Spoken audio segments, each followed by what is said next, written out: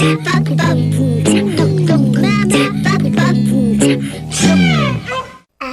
allez, une histoire. Il était une fois. Bonjour à tous et bonjour chers petits amis.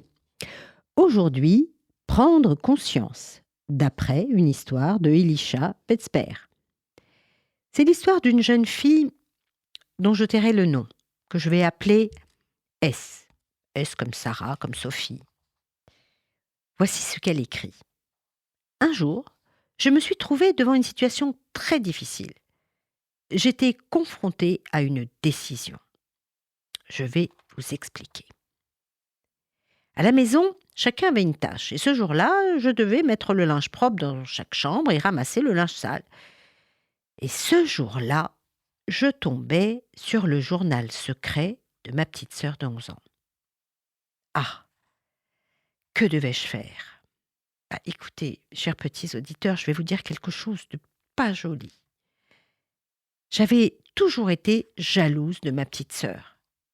Son sourire, sa silhouette, son talent de danseuse menaçait ma place de première. J'étais l'aînée. Plus je grandissais et plus je l'enviais. C'est vraiment pas joli. Alors il fallait absolument que je lui fasse de l'ombre. On ne se parlait pas beaucoup. Dès que je pouvais, je la critiquais. Oh, j'ai honte, c'est vraiment pas joli. Alors son journal était devant moi. Je n'ai pas pensé vraiment aux conséquences.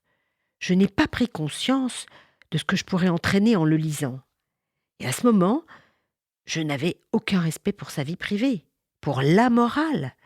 Je n'imaginais pas le mal que je pouvais créer.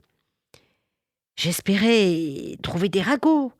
Et pour me déculpabiliser, je me disais qu'au fond, si je connaissais ces bêtises, je pourrais les empêcher, du coup, et je ferais une bonne action. Enfin, c'était pour me déculpabiliser. En fait, je voulais absolument lui trouver des reproches à lui faire.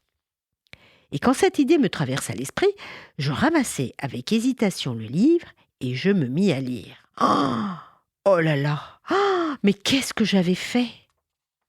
En lisant son journal, je suis devenue livide, toute blanche. C'était pire que ce que j'avais soupçonné. Je m'affalai par terre. En fait, il n'y avait rien de méchant dans ce journal.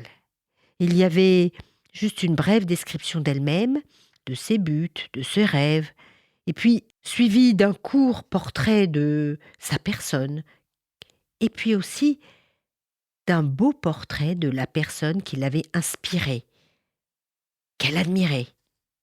Et là, mes larmes ont coulé. En fait, moi, sa grande sœur, eh bien, j'étais son héroïne. Elle m'admirait.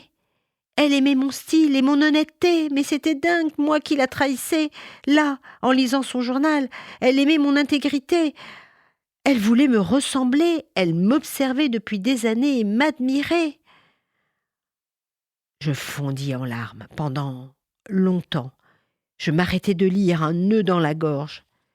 Quand je pense que ma jalousie m'avait poussée à l'éloigner de moi, j'ai perdu des années d'amour et de confiance avec ma sœur à cause de ma jalousie. Et je l'avais trahie en lisant son journal intime. Mais en fait, j'avais levé le voile sur une situation que je n'aurais pas pu imaginer. En fait, c'était moi qui avais perdu quelque chose de merveilleux, l'amitié de ma sœur. Alors, lire les pages profondes de ma petite sœur me troublèrent. Je décidai de rattraper le temps perdu en me rapprochant d'elle, en devenant sa complice et sa confidente, en lui disant combien je l'admirais.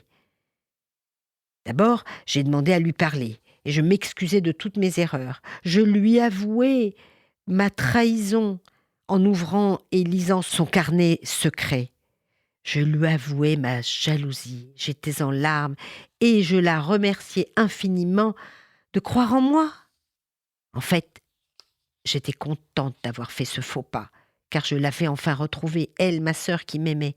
Et surtout, j'avais compris que je ne serais plus jamais jalouse, que c'était méchant et ridicule. Eh bien, elle a été formidable.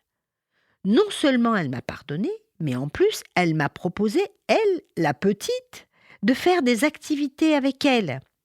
Et cette fois, ce ne sera pas en compétition, mais en coopération. Écoute, ma grande sœur, nous allons créer un spectacle pour l'anniversaire de notre petit frère. On invitera tous ses copains et on fera un spectacle de marionnettes, on les fera jouer.